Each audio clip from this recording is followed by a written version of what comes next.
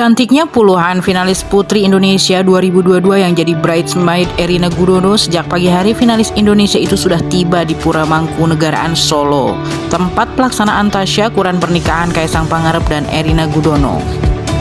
Erina gudono adalah salah satu finalis Putri Indonesia 2022 yang mewakili daerah Yogyakarta. Kehadiran teman-teman sesama finalis Putri Indonesia menambah kebahagiaan Erina gudono yang tepat pada hari Minggu 11 Desember 2022 berulang tahun yang ke-26. Penampilan teman-teman Erina gudono di pemilihan Putri Indonesia 2022 sebagai bridesmaid pernikahan Kaesang dan Erina terlihat sangat cantik dan banyak menuai pujian warganet.